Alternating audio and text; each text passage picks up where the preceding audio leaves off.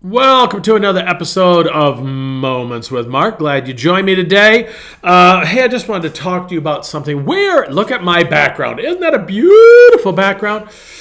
Although I'm ready for a spring background, which we will soon be changing because we'll soon be going into summer here, or spring here pretty soon. But anyway, winter. Winter. There is a book I have in my office by Wayne Jacobson, I think it is, and it talks about seasons. We go through seasons in life. We go through seasons, and boy, we like to move them along, don't we? I hear people say, "Oh, I can't wait for spring." I can wait for it, but I get a little antsy. I want it to come because I'm ready to plant things. I want to smell dirt. Oh, that fresh smell of dirt. Make sure you're not out in the horse pasture though when you do it. So anyway, but there are seasons that we go through. There are seasons to harvest. Ecclesiastes tells us there's a time for everything. He's talking about seasons. And we go through seasons. We go through seasons where it's just like there is, things are blossoming and things are happening and things are growing. And then we go through seasons where things, as they're growing, and then we look forward. Okay, we're gonna have a harvest, and then it all comes to a screeching stop, so to speak, called winter. And winter is a fallow season. Andy and I were talking about this a little bit on one of the countercultures, but I wanted to talk about it a little bit this morning. Let's talk about fallow seasons. This season of winter. Our Scandinavian friends, and you know my last name is Hansen, so I've got some Scandinavian, a little Norwegian on my dad's side. Norwegians, Scandinavians, Swedes, Danes, they embrace winter. It's also embraced in certain parts of our country, which is very Scandinavian, is like Minnesota. They have these things called elder hostels. And what they are is the people that who are not snowbirds that go to Florida in the winter, or they at least spend part of their winter up in Minnesota. They have these different things for people to do. And a lot of elderly people do them. And like they might say, "Hey, you want to learn how to go sled dogging?" Whatever they call that. Well, then you go and you take this class and you get to go on a sled dog trip. And it's a hoot. And so they're like these little excursions and things like that. But they embrace winter. When my wife and I moved to Western New York from Kansas City, which Kansas City had quite a bit of snow here recently, but their average snowfall is 24 inches, I think. At least it was 12 years ago when I lived there more. And it was like, okay, you just get through it until you get to the oppressively hot summer in Kansas City. But we moved here, and all of a sudden we had snow, and it was cold. And here last week it snowed for like 4 days, very lightly, but it snowed, and it slowly accumulated. You go north about an hour and a half, and they got hammered because of the lake. But we learned you got to embrace the winter. Okay, it took me a couple winters to get used to that, but my wife and I bought snowshoes. And some people buy snowmobiles, but then when you get our January thaw like we're having right now, you don't get to use your snowmobile and you don't get to use your snowshoes, but you can still take a walk out in the woods or whatever the case is. But it is a fallow season. Our Scandinavian friends know that this is just what this is. And so what they have learned, up our New England friends too, for that matter, will do this. They know that you put you get a fire in the wood stove or in the fireplace, and you get a cup of coffee or hot chocolate or something else hot. You put on your winter clothes, your warm clothes. You grab that big warm blanket and you sit there and you grab a book and you read it, or whatever you need to do. But you learn that this is a time to rest. A fallow season is a time for, I'm a little bit of a plow jockey from the Midwest. In the winter, you let the ground set. You have to let it rest. And we all need seasons of rest. We all need seasons of rest. And of course, what we don't realize is a lot of people realize, how come they had to call Roto-Rooter or something like that? I'm not sponsored by them, by the way. But they call the septic people or the plumbing people and say, "Hey, can you dig out my line?" And they clean out the line and they say, "What was in there?" And the guy says, "Tree roots." Then what do you mean tree roots? Well, people don't realize is tree roots grow in the winter. They're down there in the ground and they are growing because in the summer they're storing up and they're doing their thing of giving, taking our carbon dioxide and all that stuff, giving us out. You know how it all goes. I'll let you figure out the science on that. But we look out over the land and we see the snow. We see that the trees are bare.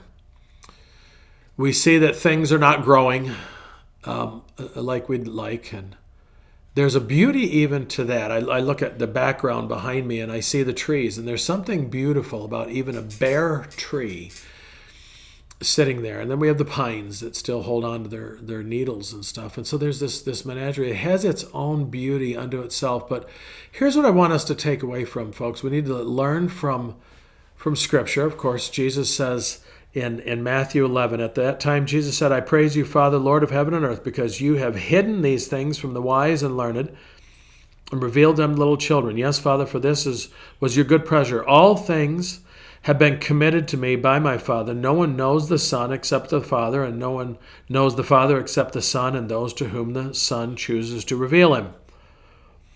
Then he says this, come to me, all you who are weary and burdened, and I will give you rest. Take my yoke upon you and learn from me, for I am gentle and humble of heart, and you will find rest for your souls. For my yoke is easy and my burden is light. I have often said that it should be translated, come ye apart lest ye fall apart. If we keep going, we have to rest sometimes.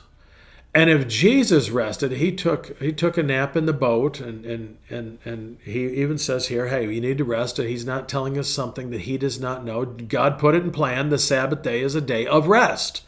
6 days shall you work, and on the last day, that seventh day, you will rest.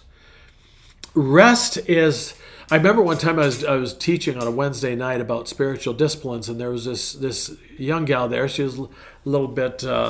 I don't know the proper terms, so bear with me here, but mentally challenged. You could have a conversation with her and stuff, but she had some situations that challenged her a little bit mentally. But we're sitting there, and I'm asking about spiritual disciplines. I said, what's a spiritual discipline? And she goes, sleep. And we all laughed because she liked to sleep, usually during my sermons. But we got a charge out of it, and I said, you know what? I said, you are exactly right. That is a spiritual discipline. Resting. Just taking time to recharge, to let God kind of reset things for us. You have to do that with the computer sometimes. You have to shut it off and let it reboot and reset and kind of clear out some of the bad isms and, the whatever cookies or whatever. You got to let it do its thing. And we have to do. Someone asked me one time if I put my chickens under lights to keep them laying in the winter. I said, no, I don't. I let them just have a rest, because they don't lay as much in the winter. Now, does that? Yeah, I come up short on eggs sometimes, but I let them rest a little bit. I let them rest because they need that. They need that time. I'm not in it for the money. It's not going to trust me. I'm not going to retire on selling eggs. But it does let them have an opportunity to rest a little bit. And I need to rest a little bit. And you and I both, we need to rest. There's times we can rest. It doesn't mean we always rest. I know some people, I just need a break again. You just had a break. Okay? I mean, there's certain jobs in our country right now. Apparently you can take more time off than you can work, and I won't get into that. But anyway, there's times you rest. This is my board has talked to me about having a sabbatical, taking some time that is just for me to recharge and to regroup. And so that probably isn't going to happen in the winter, by the way, but we need winter. It's a fallow season. It is time to let the land rest. It is time to let the vegetation rest and recharge. And folks, I'm going to tell you, maybe today someone out there is hearing this today and they're saying, you know what, I need to just quit trying to make things happen. I'm thinking that this is probably talking to myself right now too. You got to hate it when your own message comes back to get you. But there's times that even in the church that things don't seem to be growing and doing, what we want them to do. But God's saying, I'm letting it rest because I'm getting you ready for when the growing season comes. So I'm going to leave it right there, wind chasers. Maybe right now you need to just relax. Go get a book. Go get a cup of coffee or hot chocolate or tea or whatever is you want to get. Curl up in a ball. Sit with a dog. Watch a good old movie, The Quiet Man. We're coming up on March here soon. Go watch The Quiet Man with John Wayne and Maureen O'Hara. Betty Fitzgerald or whatever his name was. But anyway, and let yourself rest. Come ye apart lest you fall apart. Sometimes we just need to step back, sit down, take a breather, and it's okay to say, no, I can't do that right now. I need to recharge. You can't give out of an empty cup, people. You need to let God fill your cup back up so that you can then do what you need to do. And that's we'll get into that one later. But in the meantime, know this is a fallow season. And maybe you need to just rest. So until next time, I'm Pastor Mark. Keep chasing the wind because the wind is chasing you. Grace and peace.